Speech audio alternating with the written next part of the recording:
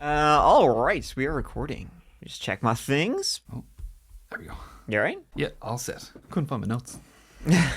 Winging it. All right. Okay, shall we begin? May as well.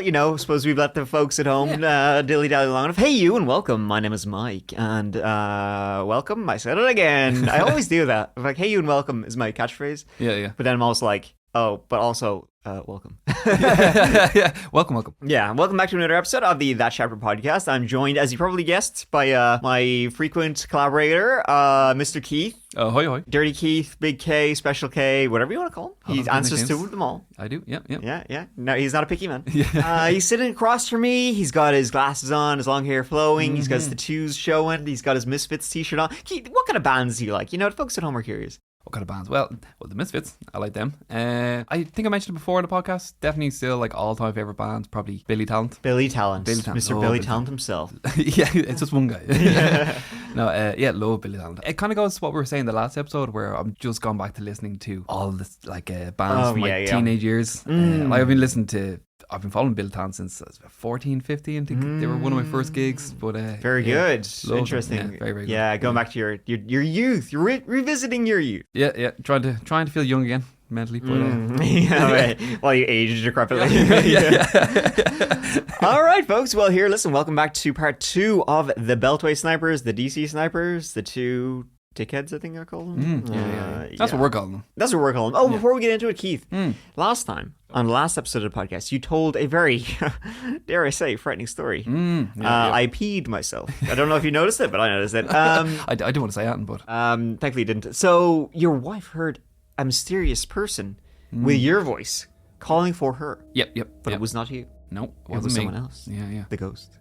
Somebody called my wife and she answered and they replied back, come here. So she went out to investigate. She thought it was me calling. Came up, it was not me. No. Someone in the house, something in the house was calling her. So are you guys like getting really freaked out here, or like... I'm loving it. Yeah, the content. Yeah, oh my God, the content. But from the start, I've been saying like, there's some weird things happening. You go, shut up, Yeah. It's grand, like. But now I think she's at a turning point now. Yeah, because she's seen the thing with the door. That was weird. She's like, can't explain that. And now this thing where something's calling her. And she's like, I still can't explain that. Don't know. I think she's becoming a believer as well. She was the Dana Scully to your Fox Mulder, and now she too is becoming... It's 2 Fox Mulders. You got 2 Fox Mulders. Yeah. All right. This is weird. Wacky stuff. I've never experienced the ghost of Ragul in my entire life, and I'm pretty jealous. Like, I still haven't seen the ghost. I'd love to see a ghost. That'd be great. I never even experienced anything unexplained. Not that I can remember anyway. Right, yeah. Yeah, we definitely had a couple of unexplained stuff now happen in the house, which I've mentioned, but maybe when you come over, man, and we're doing the old pod up in the attic. Yes, in February, probably late February, we'll be recording a live episode. Well, not a live episode, like a video episode. I mean, we could do it live, but like the hassle of that. No, I'm not doing it. God knows what I'd say. So. Yeah, exactly. Yeah, we do need one of those old editors to come in and maybe just snip that out. I don't want to get cancelled. People do listen to this after all. Yeah. But hey, listen, potty mouth Keith over here would never say anything bad. Oh yeah, it's all me. Yeah. All right. Let's get into today's topic, the DC Snipers Part 2. In Part 1, we talked about Lee Malvo and John Muhammad. Not related, but I mean, they're essentially a father-son relationship. John Muhammad was brainwashing poor Lee. I mean, you won't be saying poor Lee for long. What he was doing. And the pair of them then, long story short, traveled around America from Washington to Georgia to Louisiana to New Jersey, just shooting people. Yeah. Almost completely at random. Most of the time it was random. They robbed a few of them, but very few of the murders were financially motivated. Yeah. Most of them was just popping off shots. Yeah. And at this point in the story, still the police haven't kind of put together that all those incidents are related yet. Yeah, because they've been happening just all across the country. There's no pattern to it. It wasn't in any particular geographic area. It was everywhere. Yeah, just thought it was these random shootings that have been happening. And I guess because like it's different states and stuff. Different jurisdictions, and they weren't sharing. Yeah, exactly. Yeah. And they didn't really leave much evidence behind. Most of the shots were from long range, so it wasn't, very few witnesses. I think only one of the people was able to give an accurate description. Just one. Semi-accurate description. Yeah. But also, like, the people that they were shooting as well were... Did you just interrupt me? Oh, I'm sorry. Continue. I'll allow it this time. Don't do it again. Wasn't even good what I was going to say. Okay. I was going to say even the people are random. There's no rhyme or reason. Well, Keith, I hope you learned your lesson. This is what happens when you interrupt me. All right. Well, here, listen. In part 2, which is you're listening to it, all the attacks are geographically linked. And this is when the shit hits the fan, my friends. The absolute insanity that was October 2002 began in Montgomery County, Maryland, when on the 2nd of that month, which would be October 2nd, 2002, at around 5:20 p.m., someone, wink wink, took a potshot at a Michael's Craft store in Aspen Hill, a small suburban town. Luckily, no one was hit that time, but the same can't be said for another shooting just an hour later. The second shooting took place just a 9-minute drive away in Wheaton when 55-year-old James D. Martin was shot as he walked past a Shoppers Food warehouse. Another completely random victim in the wrong place at the worst possible time. James was a program analyst at the National Oceanic and Atmospheric Administration, basically a government scientist. He was at the supermarket just buying groceries for his church, and he died in the parking lot after being shot by Mohammed and Malvo. At this time, the two shootings so close to each other in time and space, some police officials, they did start to suspect something was up, but they just couldn't say for sure. They were like, maybe they're related, but we're not sure. But I also think that it's worth noting that when this series of sniper attacks began, the American nation was very much on edge. As people, they were still grappling from the 9/11 attacks, which happened only a year before. So when people started being killed at random from an unknown sniper in the nation's capital, people were once again on high alert, thinking that this was a new case of terrorism. I'm sure the fact that this also received 24/7 news coverage for 3 weeks didn't alleviate any panic either. Yeah. During only 1 week after the 9/11, there was that anthrax attack, and then there was also public concerns that Saddam Hussein had weapons of mass destruction, including bioweapons. So it's completely understandable people were on the lookout for another terrorist attack, and tensions were sky high when these sniper attacks began. Right, absolutely. The next day, on October 3rd, 2002, that was the bloodiest day of the spree, with 5 people being added to the rapidly growing list of victims. First was 39-year-old James L. Sonny Buchanan Jr., less than 7 miles from the previous day's shooting of James D. Martin. Buchanan Jr. was a business law graduate of the University of Maryland and the son of a retired Montgomery County police officer. He was extremely active in his volunteering at the local Boys and Girls Club, where he loved teaching the youngsters to garden. All anyone had to say about him was how big his heart was and how kind he could be. He ran a lawn care business and was mowing the lawn of a customer's car dealership near Rockville, Maryland, when he was shot dead by Mohammed and Malvo. 54-year-old Prem Kumar Walekar was pumping gas into his taxi at a gas station in Aspen Hill, 6 miles from where Buchanan was shot, and not far from where a gunshot had been fired at a Michael's Craft store a day earlier. It was his 25th wedding anniversary, and he'd been rushing to try and finish his shift early in order to get home and enjoy the day, but of course he'd never make it back. 8 miles away in Silver Springs, 34-year-old nanny and housekeeper Sarah Ramos was next. She was shot as she sat on a bench, reading, outside a post office not far from a quiet retirement community. She left behind her husband and her 7-year-old son. At this point, the police, they started receiving reports as well from witnesses who'd said that they'd seen a white panel truck in the area of the shooting. So the police, they were on high alert looking for this. But obviously when you say, so many white panel trucks, it's when you say, it's a white truck, you start seeing white trucks everywhere. Right, yeah. And I mean, it's crazy. This is how many victims in just one morning? They're just random bang, bang, bang. The last victim of the morning, but not the day, was a 25-year-old Idaho native named Lori Ann Lewis Rivera. Just like Prem Walekar, Lori was shot at a gas station while vacuuming her car, 20 minutes away from where Sarah Ramos was shot, and around 15 minutes from the gas station where Prem was killed. Another innocent and completely random victim, leaving a small daughter and devastated husband behind. Later in the evening, the final victim of the day, retired carpenter, 72-year-old Haitian immigrant Pascal Charlotte. He was shot and killed while he was walking along the intersection of Georgia Avenue Northwest and Calmere Road Northwest in the nation's capital. He was walking to the bus station when he was chosen at random. He was married with 5 children and had immigrated to the US from Haiti more than 30 years earlier. It was pretty obvious to the police at this point that the shooting and the 2 from yesterday, they were all linked. They had also started receiving new reports about what the killer had been driving, which contradicted the report about the white panel truck they received earlier in the day. Witnesses, they'd now said that they'd seen a dark, older model Ford or Chevrolet Caprice, Unfortunately, this new description of the truck was ignored by the police, and they continued looking for a white panel truck. Yeah, I mean, I can just imagine the pure confusion. They just didn't know what to look for. Yeah, just it could literally be anything. That's it, yeah. Less than 24 hours later, on October 4th, 2002, and almost 55 miles away from the final shooting on October 3rd, an unidentified 43-year-old woman was shot outside a mall in Fredericksburg, Virginia. Though she was apparently in critical condition, she ultimately survived her injuries and was later released from hospital. There seemed to be no barrier to being a victim of the Beltway snipers, with the assassins willing to cross every line imaginable. Gender, location, none of it mattered. All of their victims were pretty much chosen at random. The news started to spread here as well that there was an active spree killer on the loose. So the chief of police, Montgomery County, Charles Moose, he held a press conference and gave a statement which informed parents that schools were on a code blue alert, which kept children indoors. But he'd also said schools were safe. Horrifically though, what happens next nearly seems to be a direct response to the statement from the snipers. Yeah. As a way to say, no one's safe. Yeah, you're all going to get it. It was on October 7th, 2002, that the gunmen crossed another line when they shot 13-year-old Aaron Brown just after 8 a.m. as his aunt was in the process of dropping him off in the parking lot of Benjamin Tasker Middle School in Bowie, Maryland.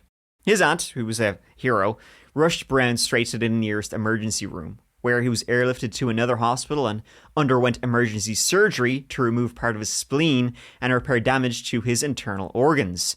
In total, he was hospitalized for several weeks with severe injuries, but in the end, with youth on his side, he made a full recovery. Brown went on to testify against Mohammed during his October 2003 trial. Not far from where Iran was shot, police made another discovery: a death tarot card. On the front of it was scrawled, "Call me God," and on the reverse was a message to the police reading, "For your Mr. Police, code, call me God. Do not release to the press." This was a huge turning point in the investigation for the police. It was a message directly from the sniper suggesting that they wanted to contact them in the future. So it was incredibly important to the police that this information was not shared with the press, because once everyone knew the code, Call Me God, its value as a communication tool would be completely ruined. Right. And the police, they did an amazing job at keeping this information secret. For about a day. Yeah, hey, everyone is. The information about the card was leaked to the press the very next day, and it was reported on multiple TV stations and the Washington Post newspaper. It was pretty clear also that the leak came from inside by someone on the task force. But the chief of police, Charles Moose, he was furious about this leak, and at another press conference he tore into the media for sharing this information with the public. He got real passive aggressive with it as well. Yeah. He was like, "Look, if anyone from the media wants to solve this case, just let me know and we will turn the case over to you. Yeah. We have lots of other police work to do, so go ahead and solve it yourself." Yeah. This was a pretty tactical response, to be fair. It was clear the sniper was watching the news. After he took what Chief Moose said at the last press conference about school children being safe as nearly like a challenge. So by having it out with the media like this, he was making it pretty clear he did not want this leak to happen, and he still wants to open up a line of communication, have some sort of dialogue with the killer. So pretty smart move on Chief Moose's part, I think. Yeah, the Moose doing good. The next two victims were split across the 9th and 10th of October 2002, and both took place at Mohammed and Malbo's favourite stomping ground, the gas station. It's no understatement at all to say that people were genuinely scared shitless to do just a perfectly normal thing like pump gas. Those guys with the red berets came out, the Guardian Angels.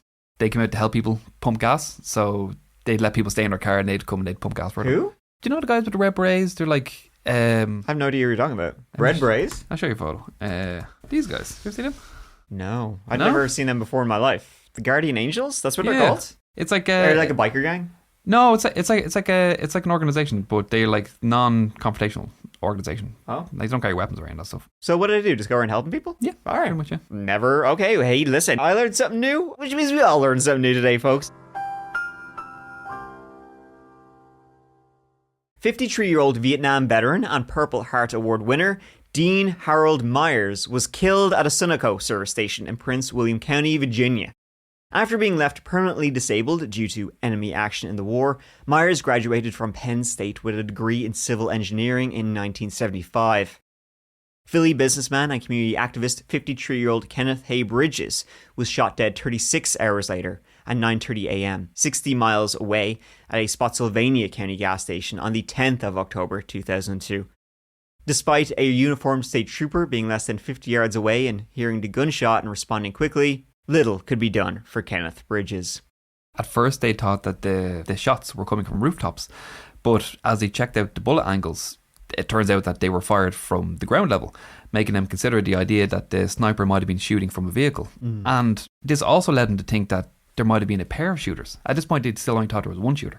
So they thought there might have been a pair instead of just one lone gunman. One person doing the shooting and another acting as a getaway driver. Right. Law enforcement, they did develop a profile of the sniper, but they didn't have much confidence in it, so they never released it to the public. But initially they thought it might have been a man and a woman, with the man being the dominant taking the shots and the woman acting as a getaway driver. Honestly, they were completely stumped and they had no idea who they were dealing with at this point. They were so desperate that they brought in a psychic to the investigation. I love when they bring in psychics. It's like, I'm really scraping the bottom of the barrel here now, folks. Apparently they bring them in a lot. Yeah. The psychic detective that was brought in was called Pam Coronado, and she's quite the resume. She has consulted as a psychic detective to large and small police departments, state and federal, international and private agencies. She did get a couple of things correct in the case. She sensed that there was two males. One was older and kind of like a father figure. And she also sensed that they were trying to be as random as possible to throw off the police. I'll be honest, I think a lot of the psychic stuff is like horseshit, and there's like so many charlatans out there. Yeah. But I listened to an interview with Pam and she seems lovely and quite genuine, wants to help people. So I still don't believe in it. However, even if there is, like, what she's saying just helps the detectives look at it from a different angle in order to solve it. Like, I guess that helps.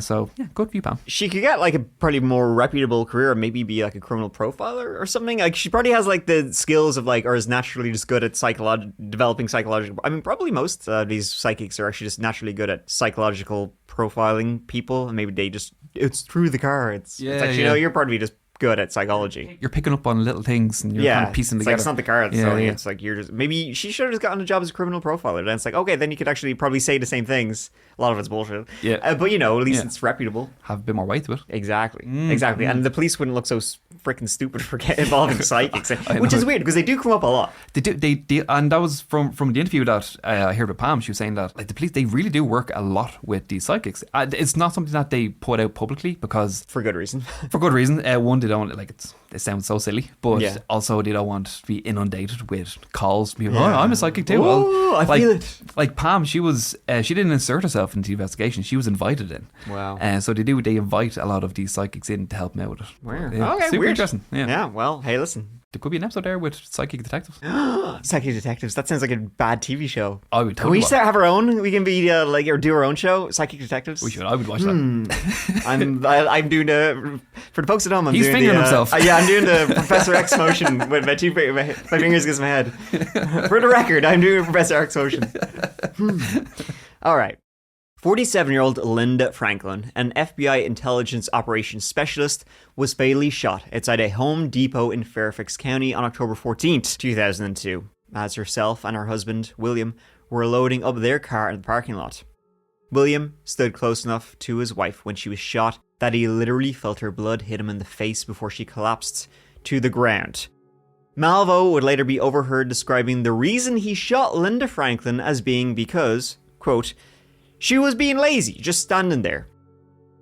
This is an interesting. Here goes a finger. The police, they actually received a really promising tip during this shooting from a man named Matthew M. Dowdy.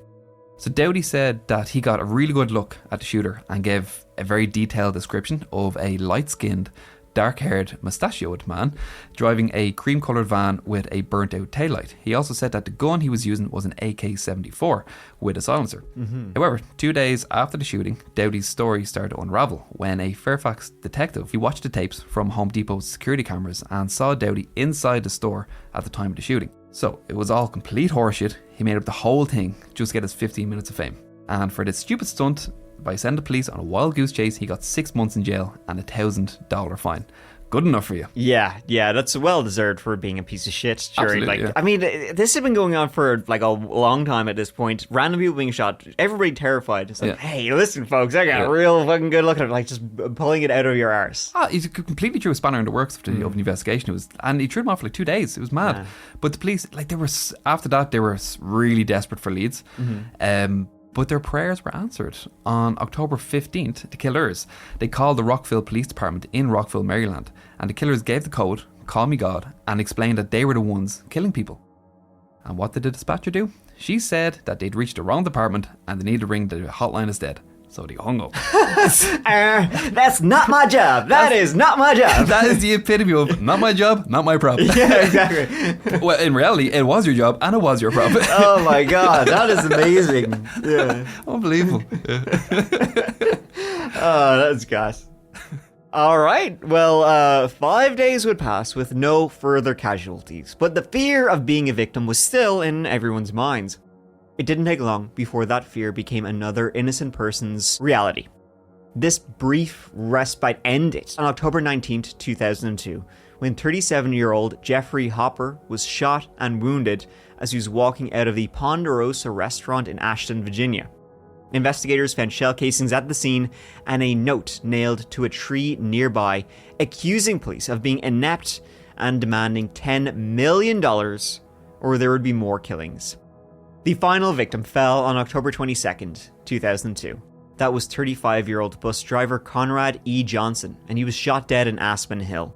Police discovered a second threatening letter nearby, again demanding money to stop the shootings. Conrad had been standing on the steps of his bus when he was hit. The killers, the note they left, first of all, it was riddled with spelling errors, but the note said, "For you, Mr. Police, call me God, do not release to the press. You did not respond to the message. You departed from what you were told to say, and you departed from the time. Your incompetence has cost you yet another life. You have until 9 a.m. to deliver the money and 8 a.m. to deliver the response. We have caught the sniper like a duck in a noose. So let us know you have our demands." And I know what you're thinking. What the hell is he talking about with the duck in the noose? Yeah, I've never heard that phrase before in my life. And it is. So researchers, they believe he was referring to a Cherokee folktale known as The Rabbit, the Otter and Duck Hunting. The folktale is about a boastful rabbit who was challenged by an otter to capture a duck. So the rabbit manages to slip a noose around the neck of the duck, which then takes off, with the rabbit hanging on for dear life. So the duck flies higher, and finally the rabbit loses grip and it falls into a sycamore tree where it's trapped and soon reduced to eating its own fur. So if that's the story the caller was talking about, it's basically just making fun of the police chasing him. Okay. Casting them as the clueless rabbit. Okay, right. Okay, going with folktales here. He's a cultured man. All right. It was a very ill-advised phone call from 17-year-old Malvo himself that set the dominoes falling behind the murderous pair. He said he and Muhammad were responsible for an earlier shooting in Montgomery, Alabama, before the DC shooting. A fingerprint was recovered from the scene of that shooting, but there hadn't been any matches in Alabama's system. But it did match a shooting in DC, and entering it into the system, it brought up a previous arrest of Lee Malvo. Now, with a name to check it against, they could finally tie it. Next came Muhammad, who it was actually a lot more straightforward. It was a good old phone call from an army pal of Muhammad's from Tacoma that led to his identification. Of course, they knew him as John Allen Williams, but putting two and two together, it didn't take long once they had Williams' name. Investigators asked the informant if they knew of Muhammad being friends with someone named Lee Boyd Malvo, describing Malvo. Though the friend didn't recognize the name, he did say that the description rang a bell. The informant said it sounded very much like a young guy Muhammad used to tag around with, but they all knew him by his nickname, Sniper. A photograph of Malvo later, and the investigators had a positive idea of both suspects, and a firm documented connection between the two prior to the shootings. It didn't take long before investigators identified the 1990 blue Chevy Caprice that had become the duo's makeshift sniper's nest and mobile home.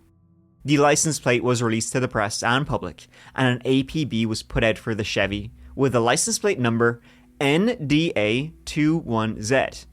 It was then only a matter of time before the pair were in handcuffs and the surviving victims could breathe a sigh of relief and sleep soundly knowing their assailants weren't coming back to finish them off, and the families of the dead could begin healing, knowing that justice was coming The pair were actually arrested while sleeping in the car. Mohammed and Malvo were taken into custody on the 24th of October 2002. A search of the Chevy later, and the pair were banged to rights, with Paul LaRufa's Sony Vaio, good old Sony Vaio laptop, being found in the backseat of the Chevy, along with multiple guns used in the shootings and plenty of ammunition. There was a hole cut in the back of the Chevy, just below the opening of the trunk, big enough for a rifle barrel to be held up and the victim sighted in. So one person would, I guess, sit in the driver's seat and another person would lie down in the back of the car with the gun aimed out the back of the trunk and they'd shoot from the rear. One of the more innocuous seeming discoveries was the owner's manual of the Chevy, which police later discovered had an imprint of one of the notes left behind at the scene of one of the shootings. Malvo had used the manual to rest on it while he wrote, inadvertently leaving the impression of a note that tied the men to the scene and that they had written the note. It was a bit risky releasing the suspect names and their car license plate number to the press and public. Yeah. The killers, they could have easily heard this on the news and then ditched the car and be gone in the wind. But the gamble, it did pay off. I think it was all down to timing because they held the news press conference at 11:50 p.m. and it only took about an hour before they got a call regarding the car meeting the description. And when the SWAT team showed up, as you said, Mohammed and Malvo, they were fast asleep in the car. Yeah. And they were taken completely unaware. They had no idea that there was an APB out for them. Yeah. I mean, I think just because so many people were being shot and it was so random, they were just like, it's worth the risk. We have to get these people as quickly as possible. Yeah, it's like, we need to do something. Yeah. Mohammed stood trial in October 2003 for the shooting of Dean Harold Myers at a gas station on October 9th, 2002, near Manassas, Virginia.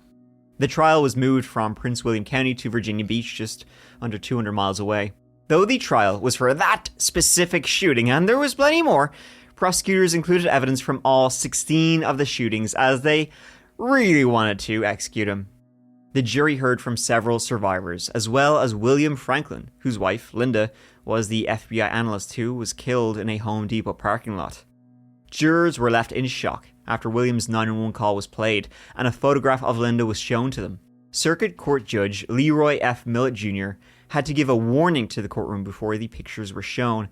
She'd been hit in the face, and an entire side of her face had essentially been blown off. William, a former Marine, managed to keep his cool as he recounted what happened that day in distressing detail. In the end, John Mohammed was convicted and was awaiting sentencing to find out if he'd be executed. Which, folks, no prize for guessing how that went. 4 months after being convicted for Dean Harold Myers' murder on March 9th, 2004, Mohammed was sentenced to death. On May 6th, 2006, it was made public that Mohammed had apparently asked his legal counsel to cease all appeals related to his conviction and the death sentence. In his words, to, quote, so he can murder this innocent black man, end quote, which is like... Such a victim mentality, isn't it? Yeah, exactly, yeah. Amazing how much crazy one person can carry on with them. The sentence was carried out on November 10th, 2009 by lethal injection.